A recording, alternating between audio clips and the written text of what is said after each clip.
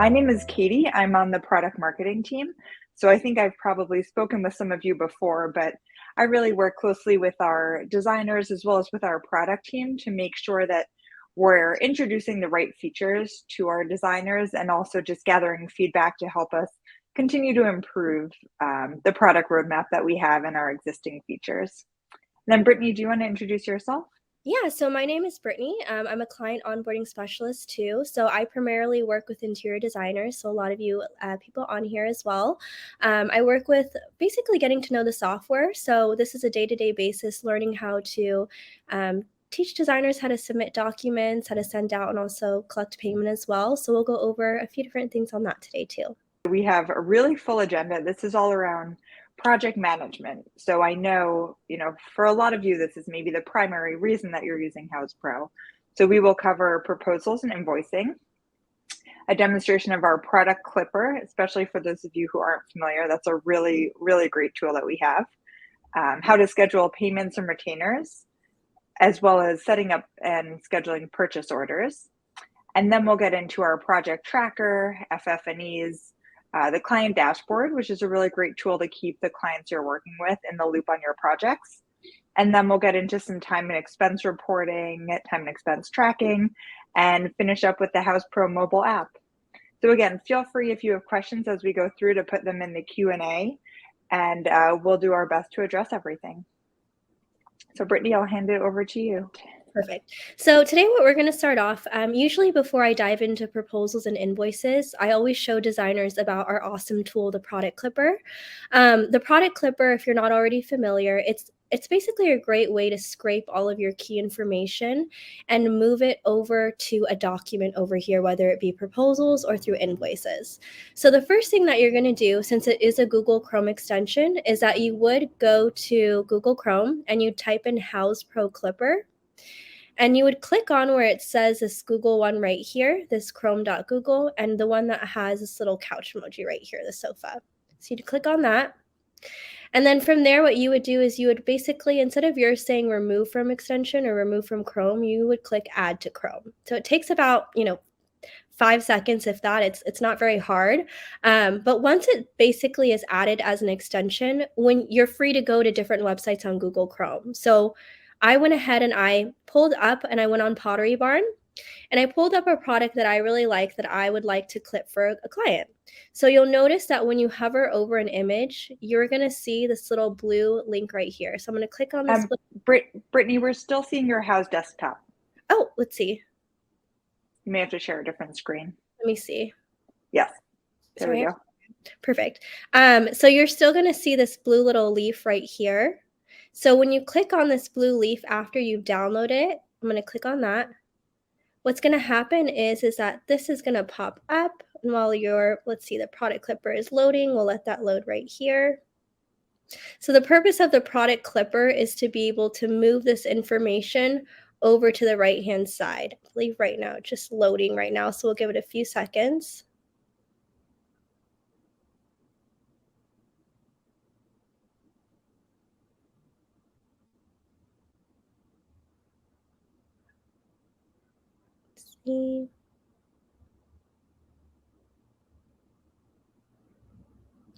While that's loading right now, I'm going to explain where your product goes for your product clipper. So I'm going to go ahead and share this tab right here. All of your products, once you save the items, they're always going to live under a product library. So I'm going to go to Manage and go to my products and services right here. I'm just going to open that.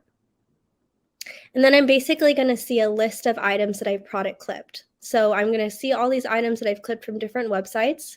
When I click on them as an example, I'm going to see like the product name, all of the information that I scraped over from the website itself, all of the photos, and it will save the website link as well too. So I can revisit it. You can categorize this based on, if you want to choose from any of these options, or you can always create your own category too.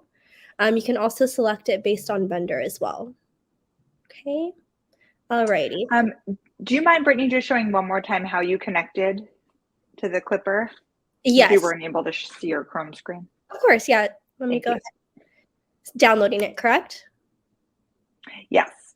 Okay, so you're actually going to go to Google Chrome on your web store, and you can go ahead, and I'm just going to come back here. You would type in Houzz Pro Clipper through your Google, and then you would select this option that says Houzz Pro Clipper here, and the one that looks like this little couch right here. So we'll click on that. And instead of yours saying remove from Chrome, you're going to click where it says add to Chrome here. A little pop-up button will occur that says add extension. You'll just click add extension. Doesn't take very long to do it. And you'll also see too that when you go to different websites with those web images, you'll see that little blue ivy link too, or that little blue leaf. Okay. Great. Okay, so I went ahead and right now I'm on just Pottery Barn's site right here. I let that load. And what I did is I clicked on that blue little leaf. Okay, now sometimes what happens is that you'll have smart sourcing available. You can automatically click yes. And what's going to happen is that information will move over. Other times though, it won't. If that smart sourcing isn't enabled, it won't move over. So I'm going to show you how to do it manually. So what you're going to do is you're going to click on this little blue hand right here. And we want to click on basically some photos to move it over. So when it highlights blue and I click on it, you'll see it automatically moves over there, right? So I'm going to click on a few more photos of it and get that loaded. So it transfers over. And maybe I selected this cost right here. And I'm going to click on cost. And you can add a markup here if you want, or you can add a markup in your proposal or invoice, which I will show you how to do that as well. Okay, so you can add as much or as little information as you want here, your project, manufacturer, etc. You can fill that out here and then move it over. Okay, now what I typically do is I'll select a project if I know that this is someone specific. So I created a project earlier named Kristen. So I'm going to type in Kristen's interior. And here it is, Kristen's interior design.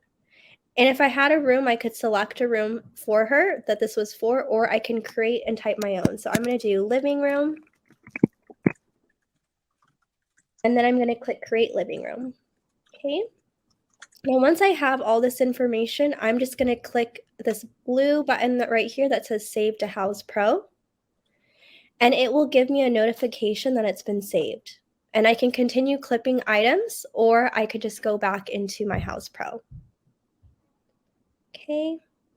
And then that's where, when we were talking about the manage and products and services right here, that's where all those products are going to go. So as a repeat, that's where the item it automatically loads right here. I can click into it and I can always click edit if I needed to change anything as well.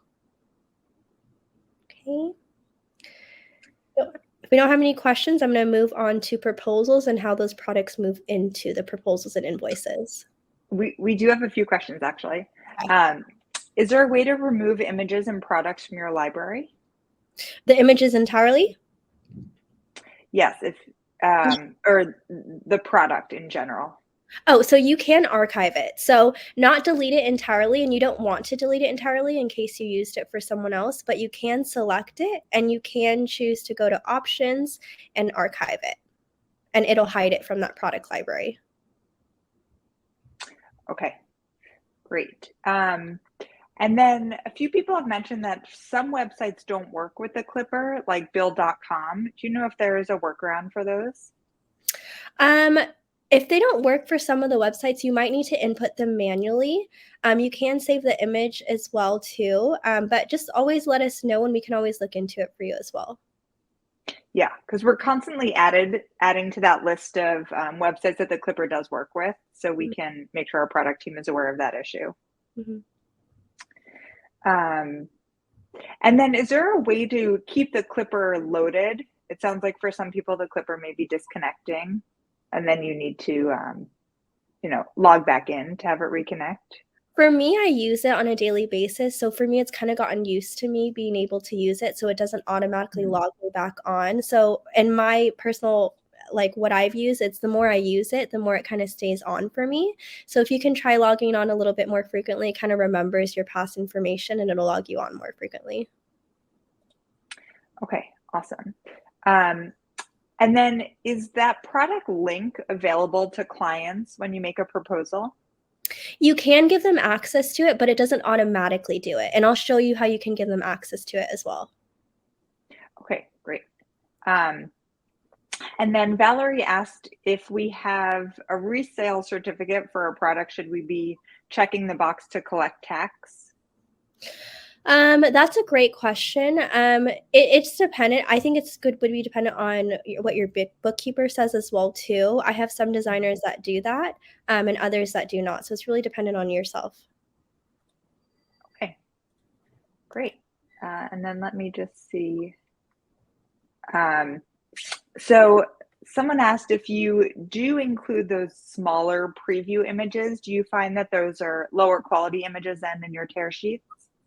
They can be lower quality tear images. What I recommend too is like when you're in your actual, like I'm going to share back this right here, and you want to click on like the main screen right here, and you wanted this image to be more clear, you'd have to click on this image like right here from this angle. So basically you'd have to select a bigger image of it for it to be more clear, not just select from here, if that makes sense.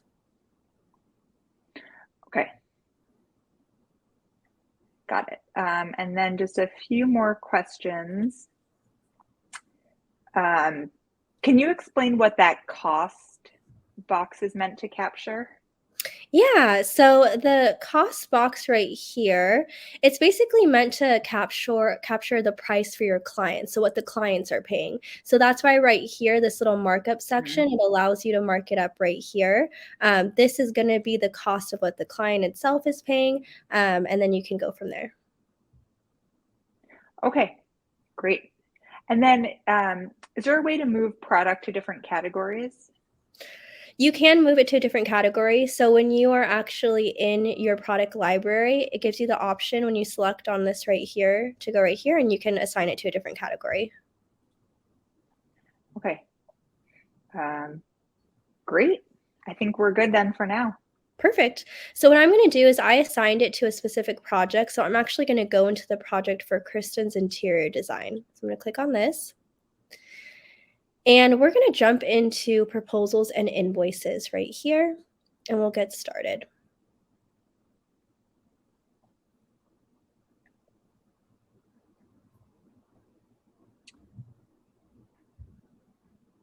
Alrighty, I'm going to click into that project. And what I typically do is I'll create a proposal, and I'll go down this list on my left-hand side and click on proposal.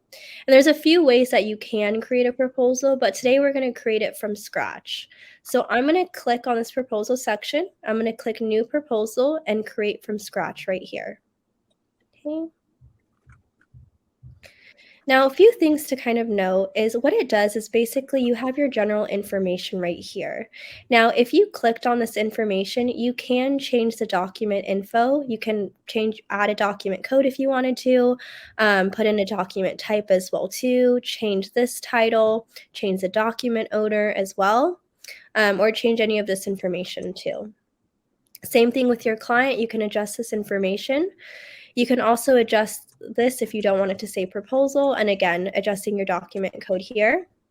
If you do not want your client to see the date that this has been created, you can hide it from them, or you can show them the date that this has been sent. Entirely up to you. Okay. What I'm going to do is I'm going to scroll down here, and right now we have a blank canvas, but I want to add those products and add some services as well too. So if I click on where it says from library, we're going to click on that. Automatically, I'm going to see that leather sofa that we just product clipped. And that's because I had saved it directly under their project name. Okay. Now, let's say, for example, I wanted to use another product and it was used for a different client, or maybe I forgot to add it to that project name. I could click on this little light icon right here, and I could access all of my product clippings. So I could click on this item. Maybe I wanted to reuse this item for them as well as this one right here. So I could organize it like this. I could also click on services and I could add a service. So if you have a design fee that you'd like to input here or a labor fee, you could input that and create that. So like, let's say, for example, I create a design fee. And my category for this was design fee. I could put a description here and I'd put a cost. I'm going to do $300 as an example, and then I'm going to click save. Okay, so that design fee will always be there for me. So if I ever created a brand new proposal or invoice, I could just click on this little plus button and it would automatically be there for me. Okay, alrighty. What I'm going to do here is I'm going to exit out right there, and I'm going to show you a few different things. So you can organize this a few different ways. You can group it by room, which is what this is created to group by. You can also group it by category, or you could group it by none. It doesn't need to have a grouping, essentially. It just is all your products in one listing here. I'm going to scroll over. If I did group it by room, one of the columns that I have is this room button right here. I would just need to make sure that I added a room that it was grouped under, if that was the case. Maybe this is for a new room. I could type in bedroom. I'm going to click enter, and that would assign that room as well. Okay, so again, let me group it by room so you could see that, and then you'll see it all grouped under here. Okay. Now, with every product that we have, these are all the columns that are currently showing, right? So I could adjust these. Maybe for this, I want to do 2 of these, so I could adjust it right here. Maybe for unit, I wanted to go ahead and add and create my own unit type. I could do that as well. Now, this cost is going to be what your client is paying right here. But let's say, for example, that we wanted to mark it up, right? So we have this section here for markup that you can come in here and you can either mark it up $100 or $1,000, which seems like a pretty big markup, so we'll do 100. Or we can come down here, and maybe this one we wanted to do a percentage amount. We could do a 20% markup, okay? So just some options for you here. And you might even not want to use all these columns. You might want to take out color and dimensions entirely, or you even might want to create your own. That's where this little settings button comes in handy. If you click on that, it allows you to toggle off any of these columns. So maybe we don't want dimensions or colors on here, but maybe what someone asked earlier, if we wanted to include a website, we could click add new column and create a website right here. So we'll just do website. My column type for this one would be link. And then I would click create. And then I would just make sure when I add that website that it's toggled on. Now I've created a few different ones as examples, so that's why you're going to see a few different ones here. But whenever I add new columns, I could click save. And then that column will be added for me right here. So see how I'm hovering over it, it shows the website link. Now, again, if you didn't put this website link in it, your client's not going to see the website. Now, for a lot of designers who are adding a markup, you want to include this website link. Okay. Alrighty. Now, for every product that you have here too, you have these 3 little dots at the end. If you click on item overview, you'll see more information about this product, right? So you can see that I moved this in a proposal. You can see that in my general details, information about it. You could see that website link. This is only for your eyes, not for the client as well. You could see finances, right? Your total markup, order tracking as well, addresses, and you can add in any additional information here too. Okay. Do you mind, Brittany, sorry, just showing one more time how to add a link again?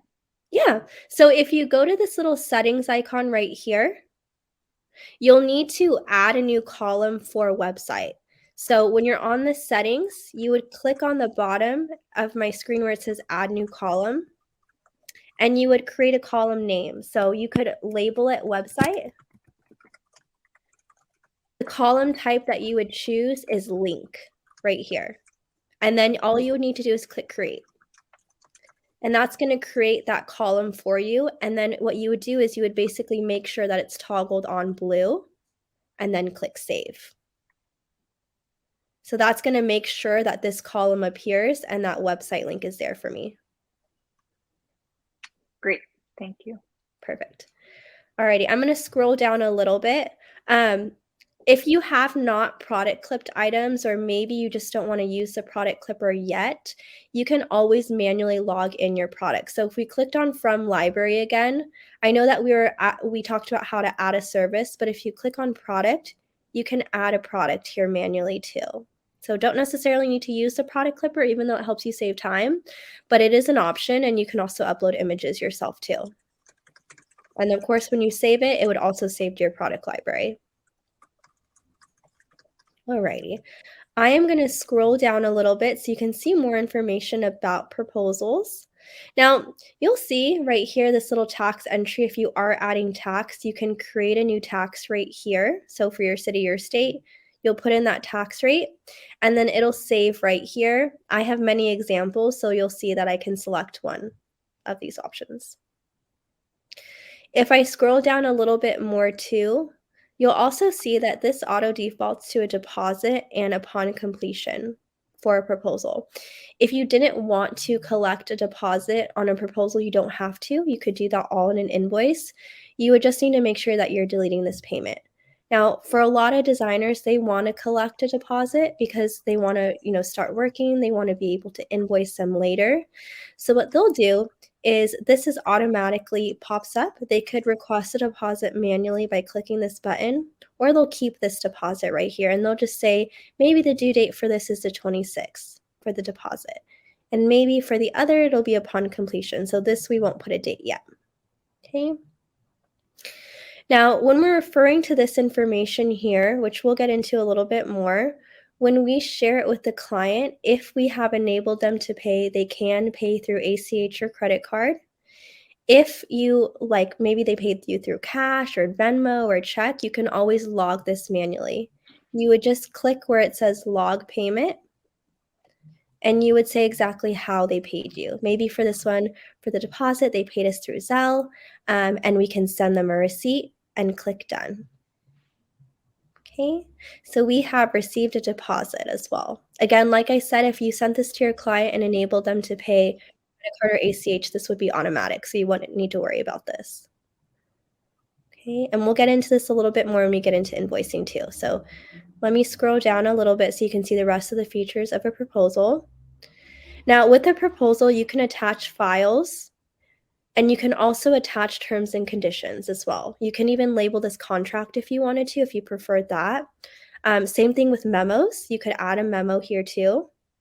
Now, with memos and terms and conditions, if you click on this button that says My Templates, you can create a new template and type in your contract here, and you can set it as a project default. So that way, every time you send out a proposal or an invoice, your contract will automatically be there for the client. So you don't need to worry about re-adding it each time. Okay. Same thing with memo as well. Now, let's say I have this proposal here and I love it. I want to share it with my client. When I click on preview and share right here, I can always customize what my client can see. And this kind of gives you that control and to decide, what do I want my client to see? So for example, right here, when I click on settings and pricing, I don't want them to see that I marked it up. So I would not have this selected. But I do want to show them detailed pricing and breakdown. So I would have this selected too. Item details, maybe you wanted to show them that item information, you could do that. Or you wanted to keep it private, you could take it off. Same with quantity, unit, and cost. You can choose what they see for that.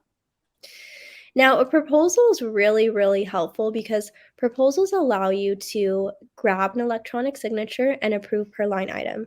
This holds your clients accountable, so if they don't come back and they're like, oh, well, I never signed it, I never approved it, this will hold them accountable here. Okay, and when I'm ready to share this with my client, I could easily click share, and I could either email it to them and click send, or I could copy the shareable link, and I'm going to show you what they see on their end.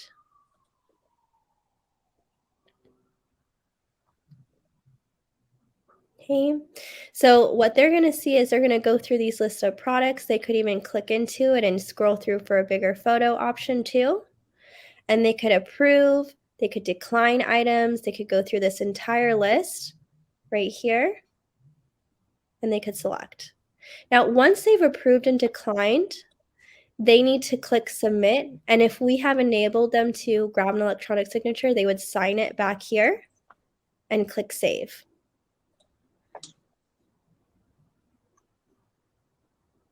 Now moving back here, if we go back into this section, it automatically tells us what they've approved or declined. So it's automatic. Okay. Now, if a client, let's say, for example, for any reason you have not created an invoice from this yet, but a client was like, oh no, like I didn't mean to approve this item. Can we change this? You can. So you can always go to more actions and you can reopen this for editing. We've collected payment right here, so we can't reopen that for editing if we've collected payment. But if none of this was paid for yet, we could reopen that. Okay. We can still make changes when we move it to an invoice though, which we'll get into. Okay. Great. We do have a bunch of questions. Mhm. Can you show how to turn the whole proposal into a template so someone doesn't need to always create a proposal from scratch? Yeah, so all you would need to do is you would create your ideal proposal. You'd go to more actions and you would click save as template. You could label your template name and then you would click save. And then each time when you create a brand new, here, I'm going to come right here. When you create a proposal in this section, instead of clicking new proposal from scratch, you would click from template and choose that template. Great. Okay. And then can you show an example of a file type that someone might attach? Yeah, so maybe like you wanted to attach, let's see. You might want to attach like a PDF version of a mood board, or you wanted to attach some photos with them, or maybe you wanted to attach some inspirations. You could upload that as a file as well too. It's really up to you entirely what that file includes. It could also be measurements. It could be documents that you both shared back and forth with one another as well. Okay, great. And can you, while you're in that frame, can you show one more time how you could disable the deposit request if you don't want that Yeah. to automatically be there? So when you do it, and I might need to go into this. Let me go ahead and reopen this for editing so that way you guys can see. We'll take out their approvals. But what you can do basically is you can just go ahead and click on those three dots and you can delete payment, right? Delete payments for both, so there's no payment option at all.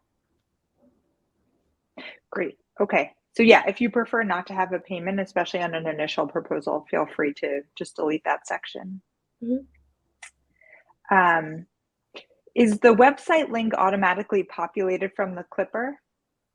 It automatically will populate, yes. If it's from other websites, it will. It just won't automatically show on the proposal. Like we talked about earlier, that's something that you would have to enable when you're creating a new column for them. Okay, great. Is the client able to check the proposal to get tracking information on any of these products? Not tracking information, that is something that you would have to manually share with them. Okay. And I believe now in the project tracker, you're able to add columns to help with tracking information as well, right? Yes, you can add columns, and then you can also too, they have an item overview button now where you have the order tracking information here as well. Great. Okay, so that can help you keep track of products. Is it possible to create two default messages for invoices, like one for clients and another for a supplier? Let's see, you could, but I believe you would have to actually manually choose which one that you needed to. It wouldn't just be like automatic, essentially. I believe if that's the question that you're asking. Okay, but within templates, you could set up 5 or 10 messages, for instance, Yes, if you wanted exactly. to have different Yeah, you options. could exactly, and it'd have different sections for you. I just don't have templates set up yet, so it wouldn't have that, but yes, you could select different templates from here. Okay, great. Let's see, a question from Susan. What makes the, sorry, I lost the question. Oh. What makes the markup show at the summary in an invoice when you have to turn it off or it's not visible? What makes a markup show? So when you click on preview and share here, if you're customizing what your client can see, you just need to make sure that this markup breakdown isn't selected. Mhm. Because if this was selected right here, I'm going to show you what they would see. they would see that column that shows them that, which they probably wouldn't love. So we're just going to always make sure that this is unselected right there. Okay, great. So a question from Dawn, if you don't need their approval necessarily, but you want them to pay, would she need to approve it before sending it to them? Yeah, so you could either do that, you could just approve it before sending it to them, or you can always just create an invoice. You don't necessarily need a proposal if that's the case. You could just send them that one document. Okay, great. And then I know Regina had a question around why you would want to save a template, what the advantage of that is. And that's basically just to save you time. So if you're frequently using the same line items in a proposal, you can have it as a template and then go back in and update it instead of needing to always build it from scratch. Mm-hmm.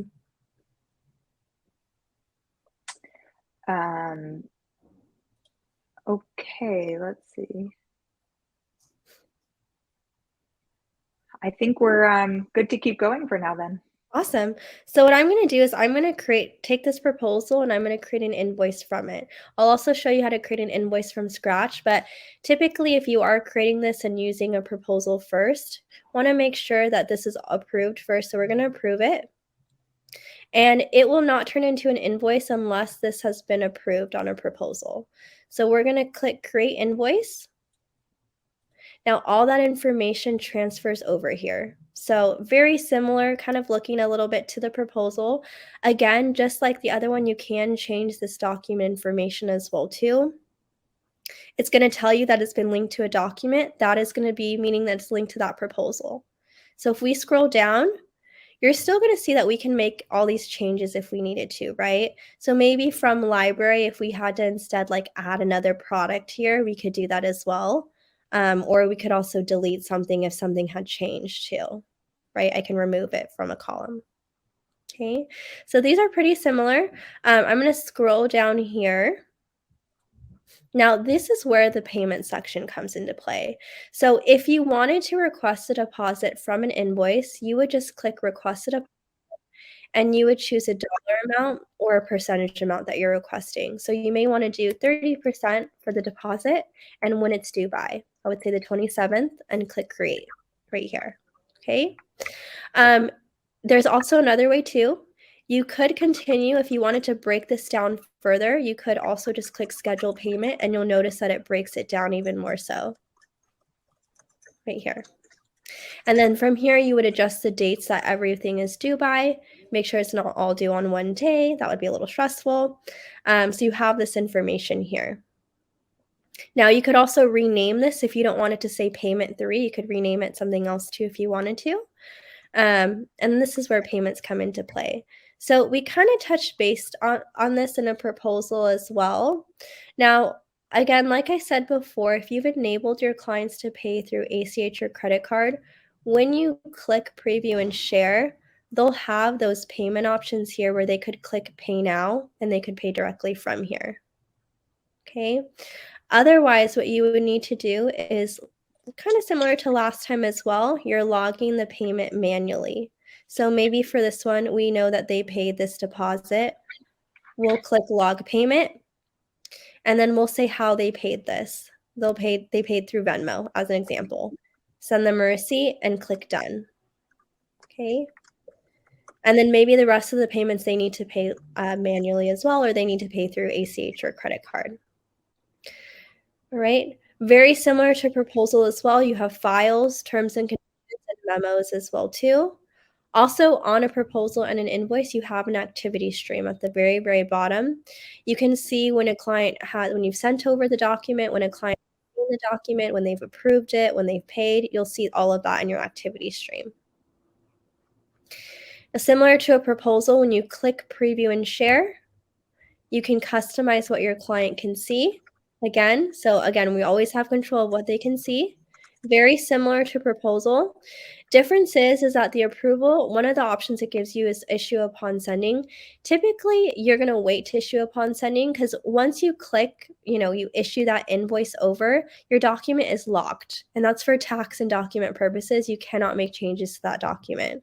So we're just not going to select this option because if the client, needs to come back and maybe we need to change something, we just won't issue it yet. Okay.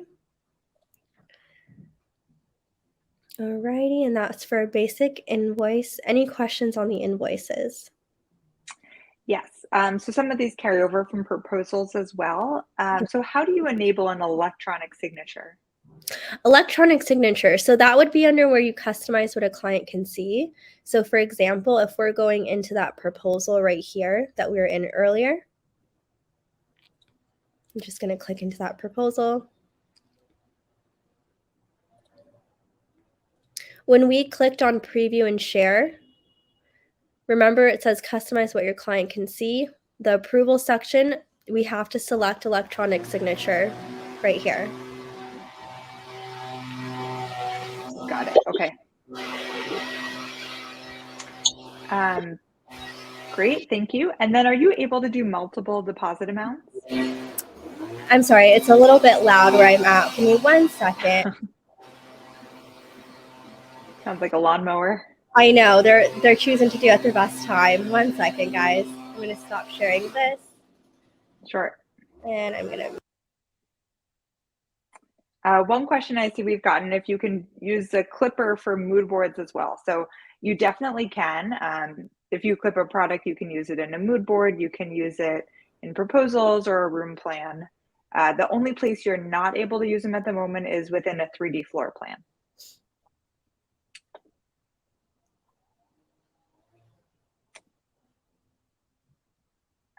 And then let's see, Brittany, could you share an example of a memo on a proposal?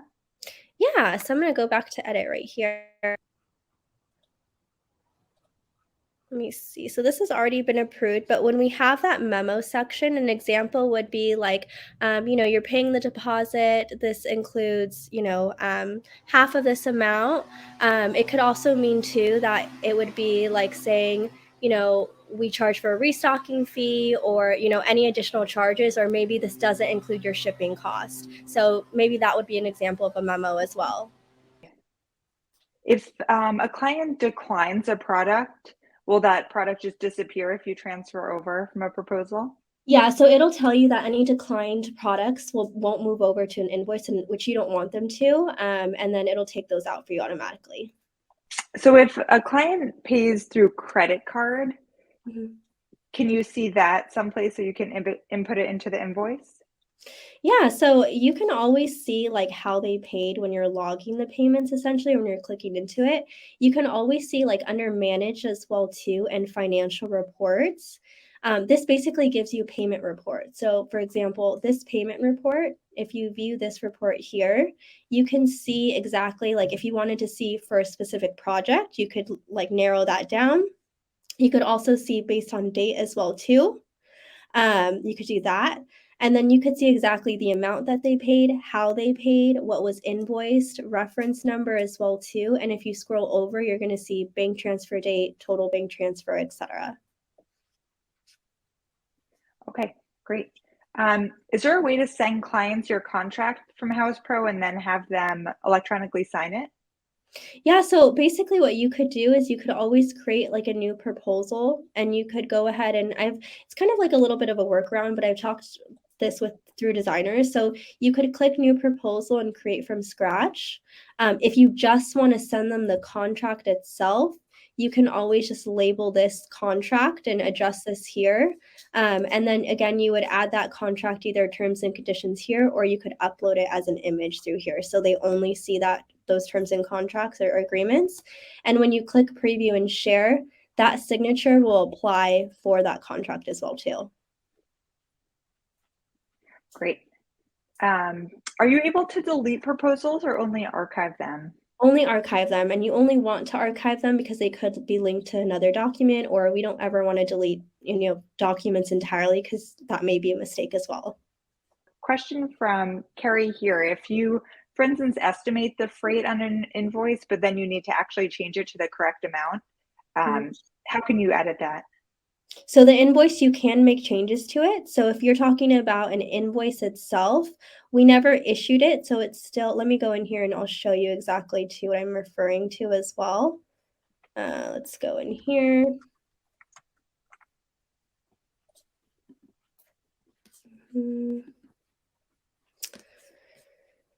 Let's go back here.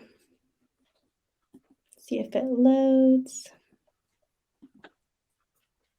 Yeah, there are a few questions generally just about making payments on invoices and how Okay. you can edit something to match the exact amount. Okay, perfect. Yeah, so with a proposal or an invoice, depending on like, maybe that charge was different, when you click into that invoice right here, as long as you didn't issue an invoice, you can still come in here and you can change and adjust it here. That shouldn't be a problem. Issuing an invoice, you would have to go to more actions. You would click issue invoice. It would lock the form for you and the document, and this would basically ensure that you're no longer able to edit those items. But we typically don't do this unless we're moving this over to QuickBooks, so you don't need to worry about this.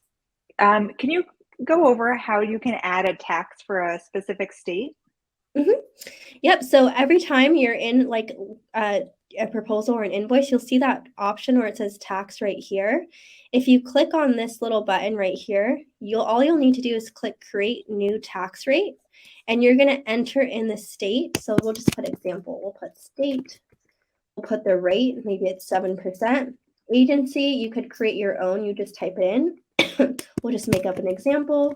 State agency example. We'd click enter, and then we'd click save. And then there's that. Great. Are you able to upload a saved electronic signature just to stamp it into a proposal? No, however, with a proposal, you can go ahead and choose what you would like it to say. So for example, when you're in a proposal here, let me show you.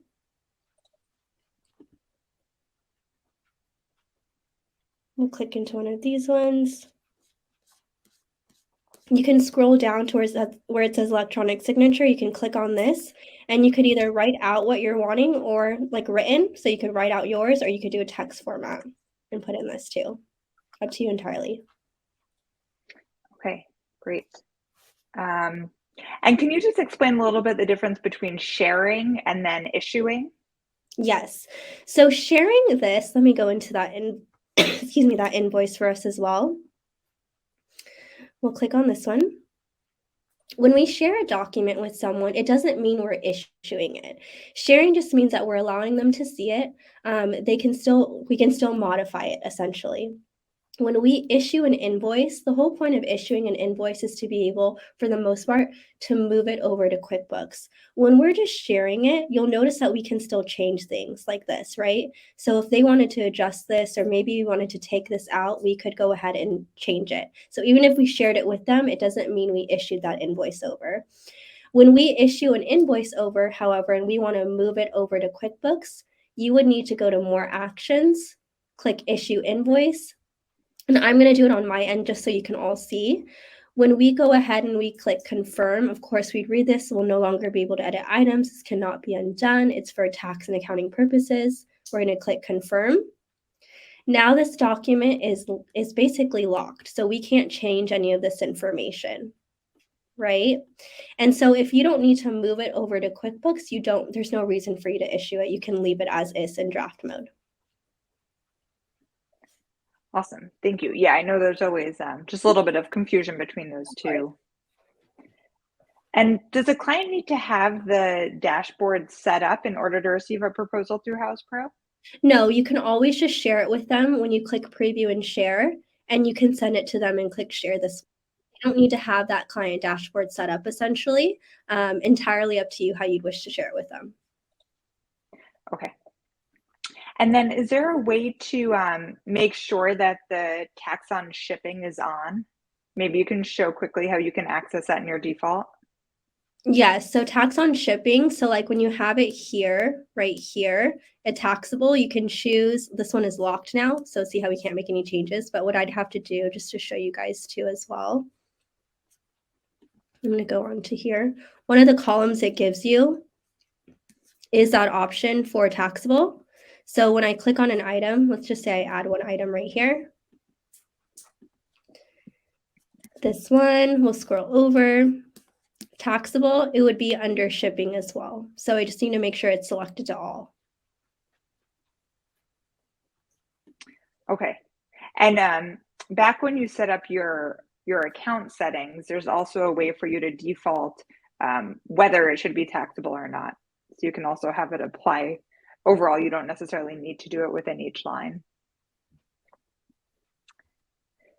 So if someone is not using Houzz Pro to accept payments, is there a way to remove that pay now option so clients don't get confused? Yeah, so essentially you would just delete the payment as well too. Not necessarily when you create an invoice from here, we'll just pretend like we just went over here. What you would do is basically, if you're not doing it, you would just delete payment. Same thing as when we talked about with the proposal as well. Okay, great. And can you just speak to the benefit a little bit for some designers who are not using QuickBooks? The benefit still, if there is one, to using invoicing the Houzz Pro? Yeah, I mean, honestly, when you don't necessarily need QuickBooks to invoice through Houzz Pro, and that's kind of the benefit in itself. Houzz Pro, we offer those those excuse me, those reports, so you can always access as well too. A lot of the times when I work with designers, they already have QuickBooks, so we just kind of integrate it and make sure that it's just a little bit more powerful, sends them the invoice that they want, and it moves over. If you don't have QuickBooks, that's not a problem at all. It just makes it easier, so that way you're able to collect payment from here, and regardless, you're still able to access those financial reports as well too. Okay, great. And then if you do collect payment for an item, can you show that it's been paid? For an item itself, for an entire invoice? For a specific item, it sounds like. Not that I'm aware of. It would be for the whole invoice itself. It would be for the whole invoice, but this could be a workaround too. Like, let's say, for example, you had 2 products in here. One of your payment options, if you only wanted to, like, let's say it was at $6,718.80, you could put that in for product 1, and that would be your amount right here. That could be an option in a way of basically showing that you paid for only one of the items. Okay. Okay, great. Thank you for all the questions. I'm just looking through to see. I know there have been a few questions about room boards or room plans, so we'll be covering that tomorrow along with our design tools. So a question here from Elisa: if we make a contract with separate payment line items, can we just accept smaller payments instead of creating new invoices? Or do you have to create a lot of different invoices? No, you can always do in one big invoice. Like, basically that scheduled payment is an option for you to do like those small little purchases and payments. So that's what this whole thing is for right here. So it's just an option for you. It's really dependent on what you would like to do, but that's why our scheduled payments, that's why we do these, so that way you can break it down in smaller quantities. Okay. And when you send an invoice or proposal to a client, will it come from Houzz or come from the individual email address? That's a good question. I believe it tells you, like your proposal has been sent over. I believe it'll say your business name, but when they click on it, it'll say like through the Houzz Pro, like they'll still see the Houzz Pro essentially. Okay, great. And is there a way to make notes on line items and invoices? Yeah, I mean, you could always do like, let's see. Let me go back here. Let's see another option for that.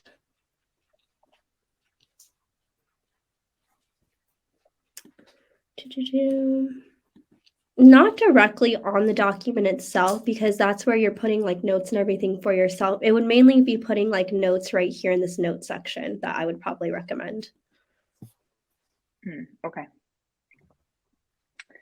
And we are working overall on adding more of a commenting or messaging feature to a lot of these tools.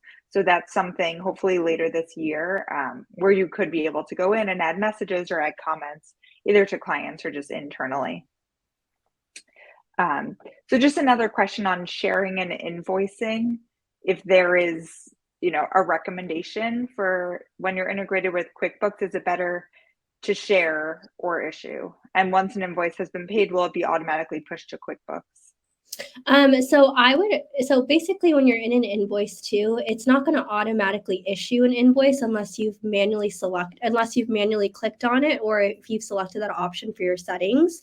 So I wouldn't worry there. Essentially, when it's paid, it should move over, but however, you do want to make sure you have to issue the invoice in order for it to move over to QuickBooks. So you actually have to click on issue invoice in order to get that over. So this one says issued, and as you'll remember earlier, we had to go in and we clicked on this invoice and we went into more actions here and we clicked on the option that said issue invoice. So in order for that to move over to QuickBooks, we have to select that. Otherwise, even if they paid, it's not going to move over yet. Okay. And so if you want to change the numbers in an invoice, like if the price went down, for instance, can you explain how that scenario works? Yeah, so if it is not issued, you can easily just click on that invoice itself. So let's go ahead and click on, we'll go ahead and click on this option right here. This one has not been issued. So we can easily adjust it and go into that column of the cost and we can change it from there. Or we could go in here and we can adjust that total if we needed to. So this one, it's still adjustable. So we could change the cost difference if we needed to, we can add that. If it has been issued, we would have to void that transaction and then go ahead and, swap that out, have a credit, create a new invoice if necessary. Okay, awesome. I think in the interest of time, we'll keep going and then feel free to add any other questions. Awesome. Alrighty, so we're going to move on to purchase orders essentially. So with purchase orders, you can create a purchase order from a proposal or an invoice, or you can create it from scratch. What we're going to do is we're going to basically create that purchase order based off of these products that your client approved and that they paid for, right? So when we're in this invoice, again, that more actions button is your best friend. It's going to have several options, one of them being create purchase order. So we're going to select right here. And then this is where you would basically put in like vendor information. So you would assign a vendor. Now, for the most part, you guys would already have this selected. I don't when I product clipped. What I'm going to do is I'm going to put this all on one big one. So I'm going to click on all items purchased. I want it all on one big purchase order. If you did not and you wanted it to be broken down based off of like maybe specific vendors, you could do that as well. So I'm going to go ahead and just add this information and we'll kind of break it down so you could kind of see the difference too. Maybe we'll have this on all on one, maybe this one on Crate and Barrel. Then we're going to click where it says create purchase order. Okay, so it's going to create that purchase order for us. So it brings us automatically down right here. Okay, so you'll notice that there are different subsections. That's because I chose different vendor options here. Okay, so when we click on a purchase order, I'm going to click on this one as an example. We're going to see those products that I put into that purchase order. So right here, right? So if we had all of our products in one purchase order, we could just have all of them here. If we had them sent out to different vendors, we would create different separate purchase orders essentially. Okay, now if I wanted to come in here and let's say I clicked from library and maybe I wanted to add on like this item right here to my purchase order as well, I could do that. A lot of the times with purchase orders, people tend to use it basically internally. It's a way for them to mark their expenses and say that they've paid it. Sometimes they will send it to vendors, but most likely they're using it to just say that they've paid, right? So when we're in this option here, when we go to preview and share, if you are sending this to a vendor, you do want to make sure that you show item information here and you can email it to your vendor. So they'll see exactly what you're wanting to purchase. Okay. Otherwise, there is a way to basically mark these as billed and as if you paid them already. So let's say, for example, you have these products and you have basically marked them as billed, right? So you've been charged for them, you've ordered them. You would go to more actions and you would click Mark as Billed. This is going to ensure that this is an expense I've been billed for these items. Now I need to make sure that I'm logging the payment because I have paid for these items. So if I click on log payment here and I say my payment method, maybe I paid all of these in credit card, my reference number, because we want to make sure I did it, and when I purchased these items, the 26. Then I'm going to click create. This has been billed now and paid. So it's now as an expense. So my billing report will also show this as well. Okay. Alrighty, so I have these options.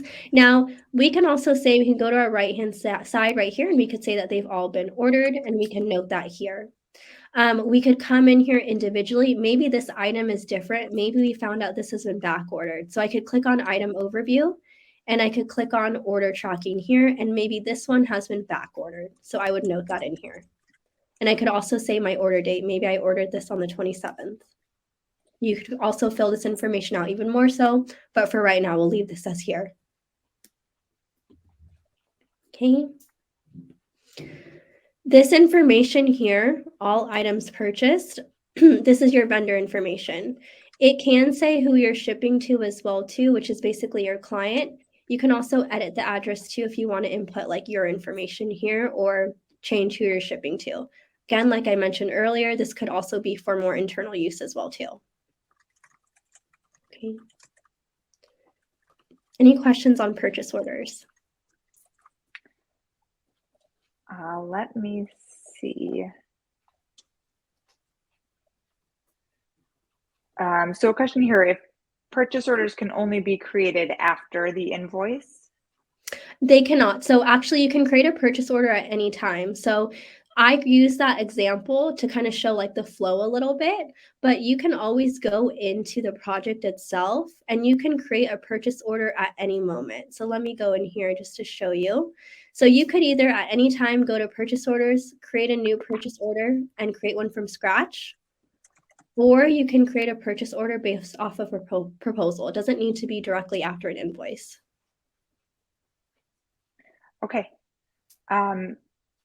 And can you just touch quickly on credits? There have been a few questions on that, how they are handled. Yeah. So when you have a document and you have like a credit as an example, we're going to use like an invoice here that I already have. We're going to use this issued one right here. I'm just going to come in here and they paid this amount, right? So let's say later on down the road, I had to refund this amount for whatever reason. I would go to more actions and I would have to void this transaction and click void. You could say your reasoning for voiding, or you could just leave it and click yes for voiding this essentially. So this document has been voided. So they've been credited this $5,000 amount. Now, later on down the road, let's say they want to continue to work with us, or we're creating a brand new invoice for them and we want to apply that 5,000 right there. What we would do is when we're creating a new invoice, we're going to click on this one as an example. The credit is automatically going to be applied. So when we click on where it says log payment here, we have that a credit right here. So it'll give us the option to apply this total amount, right? So then we're going to click done. And then it's going to be approved and it's going to say paid. And then we still have that they owe us this $2,000 amount right here. So that's how a credit would work. It would automatically show once you've basically avoided a transaction. Okay, great. And can you just quickly touch on how to credit one item on an invoice, not necessarily the whole invoice? It wouldn't be for one item, essentially. It would be for the whole invoice. I don't know if you have another suggestion, but for me in the past, it's only been for the entire invoice itself. Okay, I do know that credit memos is something that we are working on that hopefully should be available within the next 1 to 2 months, because we have heard the request specifically for that a lot.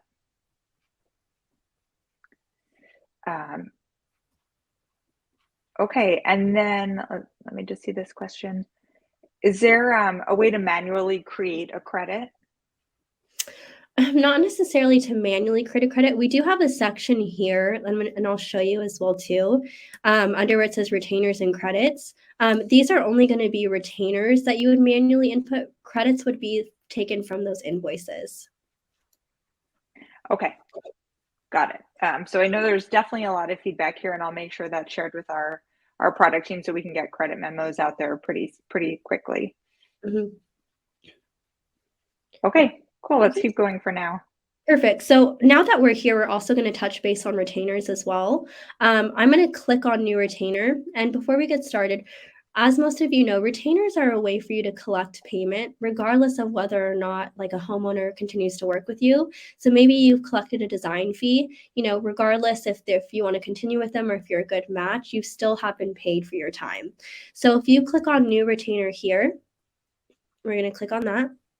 And you're going to create a retainer itself. So like I said before, it could be like a design fee that you're retaining. So you would label this design fee. You'd put in a cost. Maybe your design fee is $500. And very similar to doing everything else when you're doing like an invoice, it's just collecting payment, right? So you would send this off to your client would pay, or you could always manually log this information. We're going to click log payment because we want to make sure that we can see this. Maybe they paid in cash, and we're going to click done. Okay, so our retainer has been paid, but they want to continue working with us. And we've told them, hey, if you've worked with us, we'll apply that $500 to an invoice that you already have with us. So they have that $500. So you can just start working with them, continuing to issue like invoices to them, sending them invoices. And when the time comes, we're going to click on an invoice too. We're going to click on this one right here. And when the time comes, you would have to manually log that. So they still owe that $5,000 amount or that $2,000 amount, however much they owe. We're going to log payment. And now what's going to happen too is that they have still that credit that we have, but we want to apply that retainer. We're going to ignore that credit for right now and just apply that $500 retainer. And then click done. And that retainer has been applied. So it'll say that $500 has been paid, meaning that retainer is transferred over. Okay. Retainers are very, very useful when you're doing a design fee as well too. Anything that you would like to collect beforehand before actually working with them. Great. One suggestion from Kelly on the credit was doing a negative item on a proposal. Have you seen that, Brittany? Yeah, so I've seen where basically in invoices as well too, where you could do a negative amount as well. That could be a great option for you too. That could be if you never collected a payment to begin with, you could always do that as well. Okay. And so if an invoice has been paid from a retainer and it's and then the item is refunded, would it go back to the retainer or would it become a credit? It would become a credit. Okay, great. Okay, I think we can keep going. Awesome.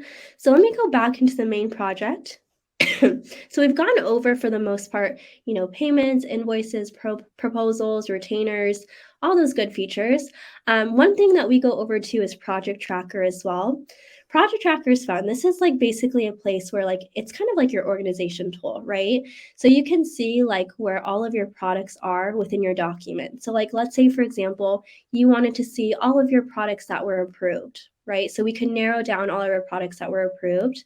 Maybe you wanted to see also too all of the ones that I have, issued a purchase order for these ones, or an invoice or proposal. I could see all these options. So I'm kind of narrowing it down. It's just that way I don't have to look into each document and see for myself. I can just use the project tracker to stay organized and to tell myself where they're at currently.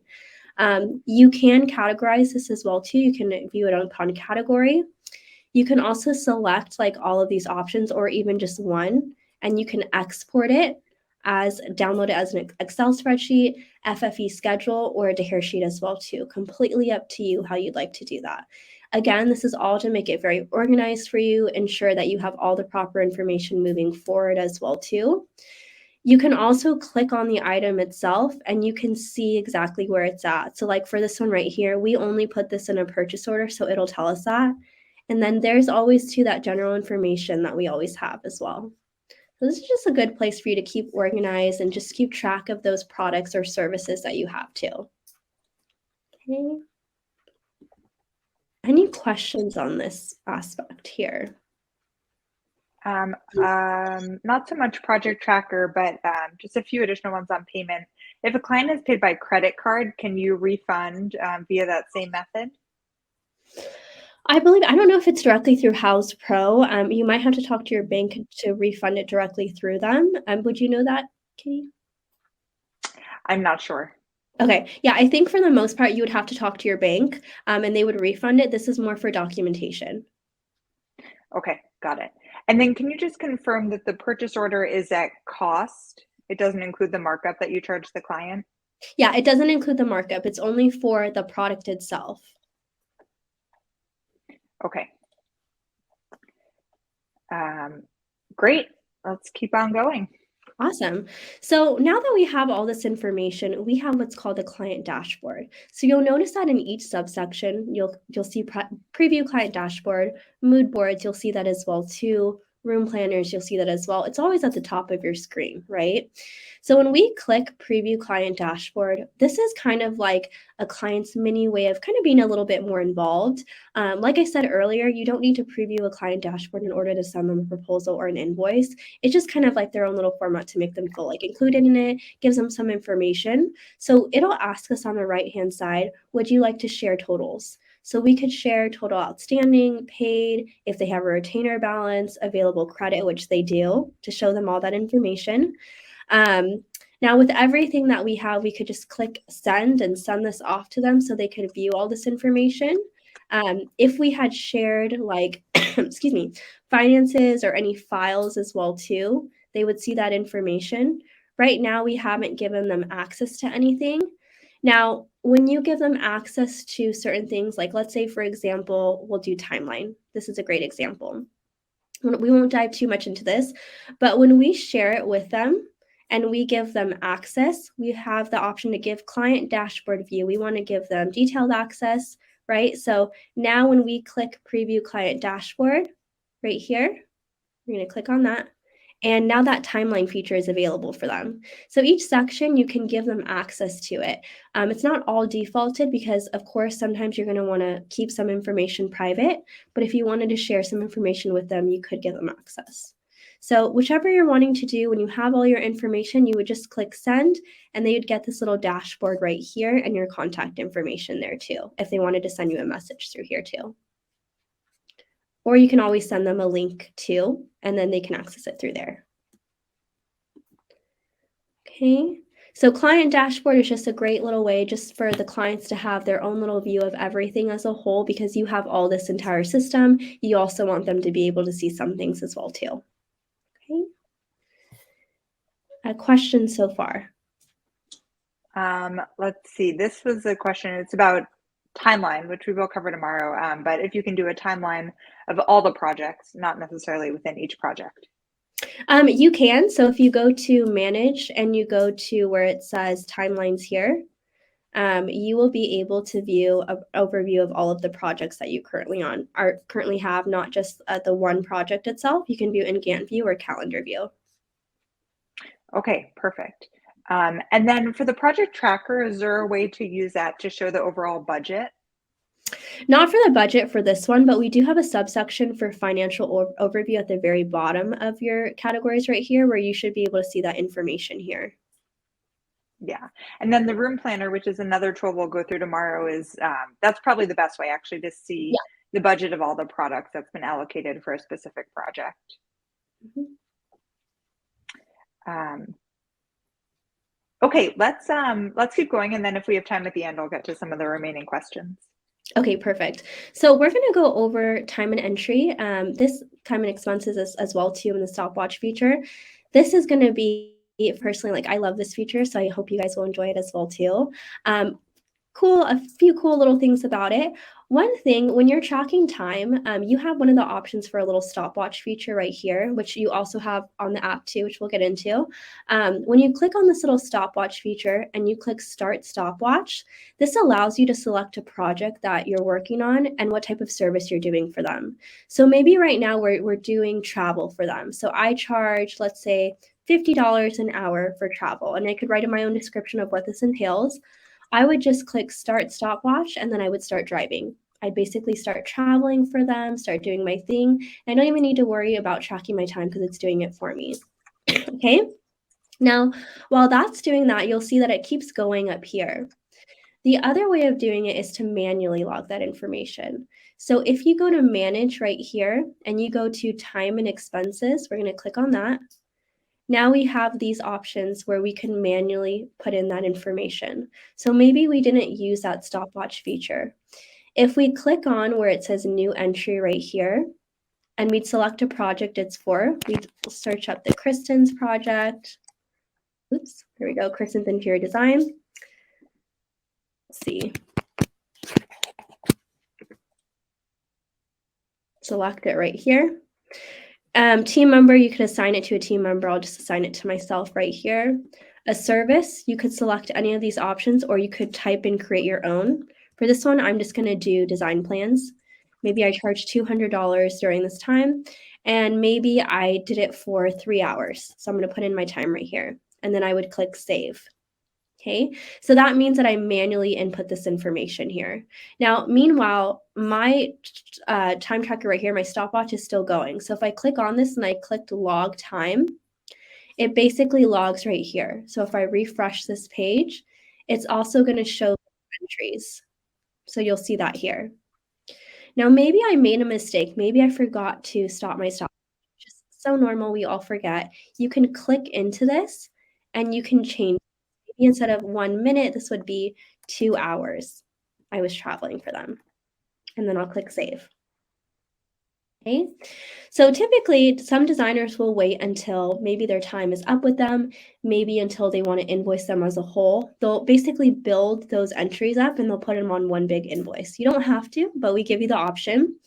If you wanted this on one big invoice, you would select the items right here, the time entries, and you would click create invoice.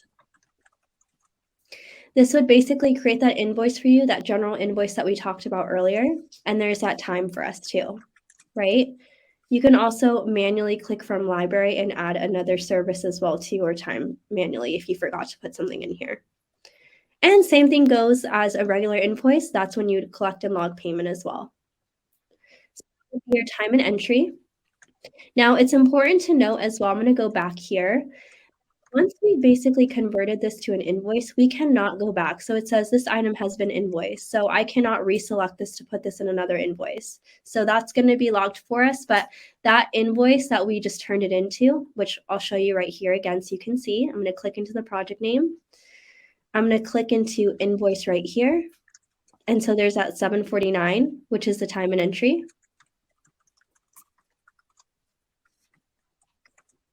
There's our time right here. So we can make changes to it if we needed to. Okay. And they can either live under the manage and time and expenses, or you could do it directly under the project itself under time and expenses here. However you'd like to organize it. That manage time and expenses is just going to be an overview, but just to show you, you can do it under the project name itself too. Okay. Any questions on this?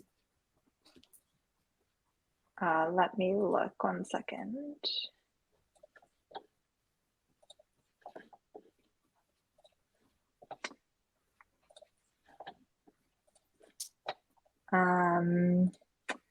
Let's see, I think we can keep going. Just one question back to the client dashboard. Can you just give a quick summary of which items you're able to share through the client dashboard? Yeah, so you could do a few different things. You could do, when you preview client dashboard, like timeline's a good feature, proposal, invoice, retainers, credits. I'll show you too. Basically outstanding balances right here. You could do that as well. You could also do too, like a room planner. You could show them, like, if you wanted to view this as a room planner, which you guys will get into tomorrow, you can also share this on your client dashboard as well. It gives you options when you click preview client dashboard, but when you click into like the actual plan itself, it will allow you to be able to give you an option to put it and update it to your dashboard. Great. And then if you edit a time entry when it's already on an invoice, will that change? Will it save? Yes, it'll always save. Okay. And it will save across, like if you go back to time and expense? Yeah, it should always save here. Let me see. It's actually a good question. Let's see right here. It may not save under here because it's locked, but we'll see right here. This will be a good, maybe this one is.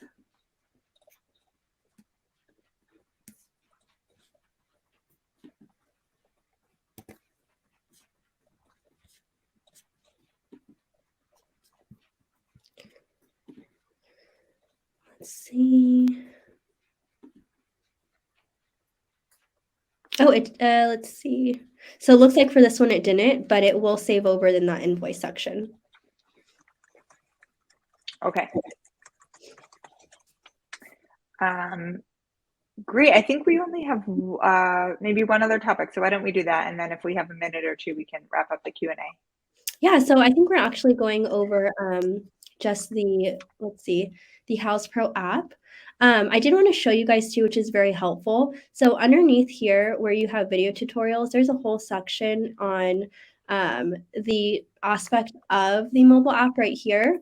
But essentially the mobile app, it's a really great tool for you to use that stopwatch feature to basically scan the room as well too, to upload measurements on your 3D floor planner. You can create proposals on the go and you can tap to pay as well too. So the app itself doesn't have as many features as the desktop version, but it still has a good amount for you as well too. It just really helps you on the go, and it helps you to be able to, like I said earlier, collect payment, access leads, create projects, create a proposal on the go. It's really helpful when you are on like site and you need to do something. It talks about how to track time with stopwatch, which I talked to you about what exactly it does as well too. But really great features with the Houzz Pro app. I highly recommend downloading the Houzz Pro app if you haven't already. Make sure you're logged into your email address.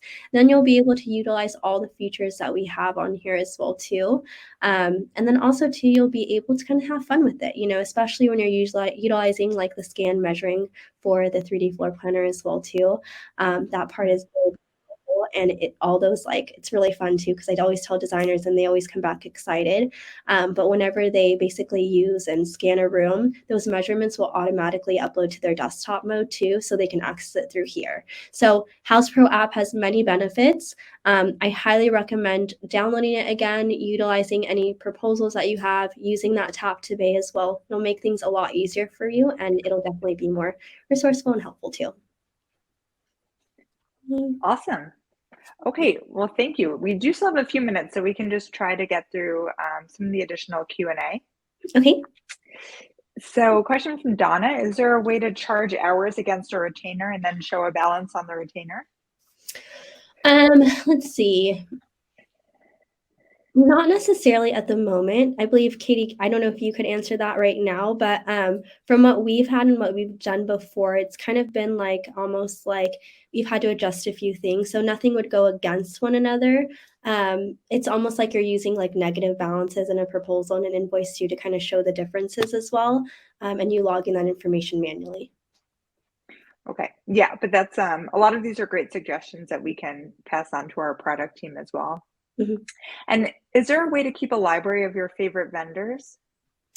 You can. Let's see, favorite vendors. They would always be under like, so under where it says, let's see, favorite vendors, not necessarily favorite, but we do have a section for vendors itself. Let's see. Actually, I have like a little tip for you guys if you'd like to see. Let me show you. So when you're in your section for manage and vendors here, you can go into all of your vendors that you currently have.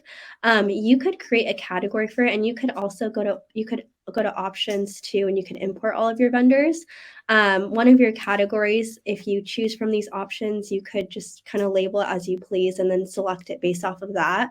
But otherwise, you'd be doing it based off of like filtering it by alphabetical order, date added, essentially, with that information. Okay, great. Just a few questions that have come up. Yes, this recording will be shared. It will probably be shared either next week or the week after.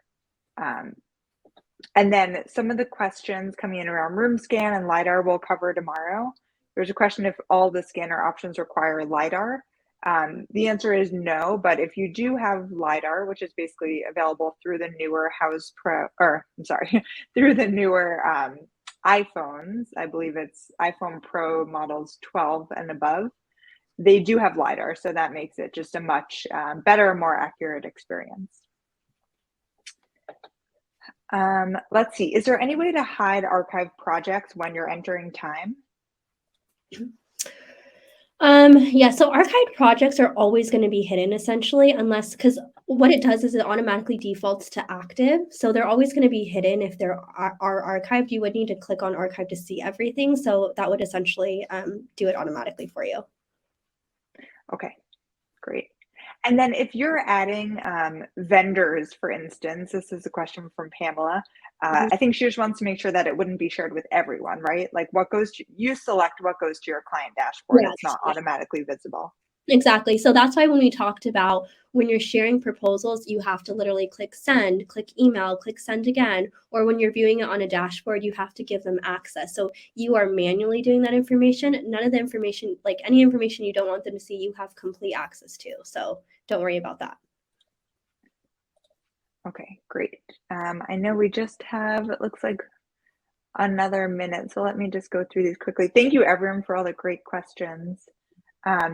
Question from Bethany. So in the product library, if you deleted an item from the library, would that also delete it from anywhere else, like proposal, invoices, etc., where it was used? So you're never going to be able to delete an item. You're always going to archive it. But if you archive the product, it'll still be in the proposal or invoice. So you don't need to worry about it being gone forever. Okay. Great. Well, thank you, everyone. This has been, I hope, super valuable for you. We really appreciate all your feedback and questions. So thanks again. Have a great rest of your day.